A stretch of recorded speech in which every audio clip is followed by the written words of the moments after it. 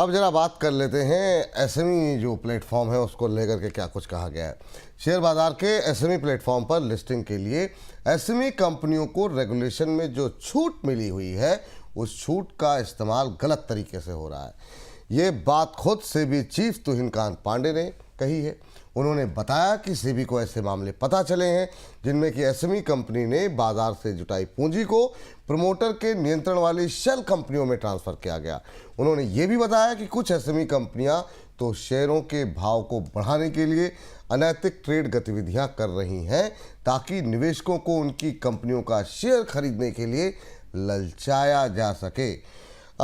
तो ये बात मतलब 1.5 साल पहले से हम लोग इस बारे में बातचीत कर रहे हैं, जिस तरीके से कई बार सेलर तक नहीं मिलते हैं। सर, अब क्या हम ये मान के चलें एसएमई कंपनियों के लिए आगे चल कर के रेगुलेशन सख्त होने वाला है? इशारा समझ जाना चाहिए। सेबी की तरफ से ये बात पहली बार काफ़ी खुलकर कही गई है।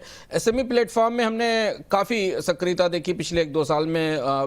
विपुल जी, आप नियमित रूप से आईपीओ में कवर करते हैं। 1400 के आसपास एसएमई कंपनियां लिस्टेड हैं जिनका मार्केट कैप करीब 4.1 लाख करोड़ रुपए के आसपास है और बहुत सारी कंपनियों ने एसएमई आईपीओ का रास्ता लेकर बाजार से पैसा उठाया है। 2025 में करीब 241 एसएमई आईपीओ आए थे, 9800 करोड़ के आसपास वहाँ से पैसा उठाया गया था। लेकिन अब सेबी को ये समझ में आ रहा है कि सारे एसएमई आईपीओ साफ सुथरे और क्लीन नहीं थे।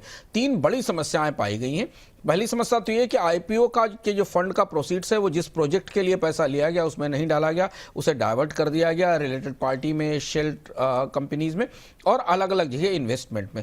दूसरा जो बात हमने आईपीओ में बार बार कही है एसएमई आईपीओ में कि मार्केट को मैनिपुलेट किया जाता है, ट्रेडर्स अपने तरह से खेल करते हैं, प्राइसेस बढ़ाते हैं। ये भी बात सेबी को समझ में आई है। और तीसरी चीज़ ये कि जो रिलेटेड पार्टी ट्रांजेक्शन्स हैं, जो सबसे बड़ी चुनौती हैं एमएसएमई में कंपनी के भीतर जो लोग काम करने वाले या ये जो मैनेजमेंट है उसके बीच की ट्रांजैक्शंस हैं, ये तीन तीसरी और बड़ी बात है जो एसएमई आईपीओ में पाई गई है। तो ऐसा लगता है आने वाले दिनों में एसएमई आईपीओ के लिए कुछ बेहद सख्त और नए नियम आते दिखाई देंगे। अच्छा सर, ये बात तो कह दी गई, लेकिन ये बात साफ साफ दिखाई दे रही थी प्रमोटर किस तरीके से मैनिपुलेट कर रहे हैं, किस तरीके से प्राइसिंग हो रही है।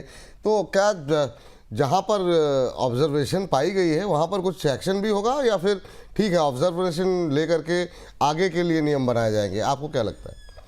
असल में एक तरह से सेबी ने माना है कि उसके नियमों में चूक थी। अगर आप इसे परोक्ष रूप से माने कि सेबी को ये बाद में समझ में आया कि एसएमई आईपीओ इस तरह से आ रहे हैं जिनमें पैसे को निकाल कर कहीं दूसरी जगह ले जाया जा रहा है, तो सेबी ने स्वीकार किया कि उसके ही बनाए हुए रेगुलेशन है जिन रेगुलेशन के तहत ये किया जा रहा है। तो अब पिछले मामलों पर कार्रवाई होगी कि नहीं ये कहना मुश्किल है, क्योंकि इस तरीके के कानून के नियम तो बाद में बदलते हैं। लेकिन हाँ, नियम बदलेंगे इस बात की पूरी संभावना है और शायद सेबी अब एसएमई आईपीओ के अप्रूवल में और ज़्यादा सख्ती आने वाले दिनों में करेगा। जी।